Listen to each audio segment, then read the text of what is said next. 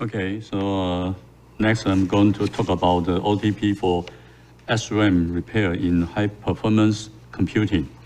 As you may know, our near-fuse OTP has been used in 2x and 1x nanometer DRAM for the repairing functions. This quarter, I will be introducing a new topic. Near-fuse OTP has extended its application into SRAM repair for high-performance computing chips. In high-performance computing, in order to achieve the high-performance computation, high-density SRAM cache memory is necessary. As the SRAM memory density is getting higher, the SRAM yield will decrease due to more defects in larger SRAM block.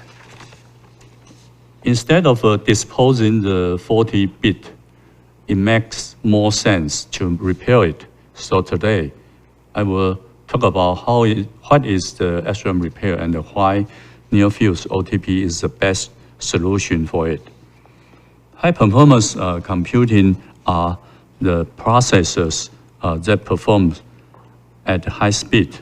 Applications using HPC increase computing capabilities and they require more SRAM memory and the increase in density. For example, smart sensing, automotive driving, assistance, voice recognition, and large language models are applications that use HPC, including CPU, DPU, GPU, AI accelerator, and more. And these applications require technology in advanced nodes and high-density embedded SRAM to deal with the faster computing and the larger training models. As more multi-core, high-performance CPUs are used for data processing, more SRAM is needed for cache memory. An application using HPC also have a larger chip area, so there's a higher chance of manufacturing defects, low yield, and low reliability. Therefore, SRAM repair in advanced nodes is a must. SRAM repair is basically replacing bad memory bits with redundant memory bits. Redundant memory bits are extra bits reserved for the bad memory bits. The redundancy repair scheme illustrates on the slide is adding spare memory columns or rows to replace bad memory bits. Usually during the testing phase after fabrication, the location of the bad memory bits is stored in the switch box, which is typically located in an OTP or in eFuse. The row and the column of the bad memory bits are switched out with the row and or column containing the repair memory bits. And this diagram here shows a memory array on the left-hand side. And the bad memory cells are marked with a red cross X or with the red X, and redundant memory bits are located on the right. The location of the column containing the bad memory bits will be saved in the switch box, so the specific column can be identified, and the redundant column can repair by replacing the bad memory bits. To repair SRAM, we need to store the location of the bad memory cells. If you consider the area cost effect,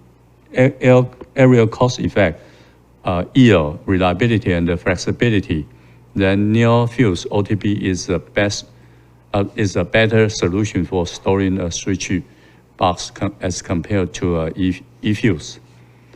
Near-fuse OTP has a smaller cell size than eFuse.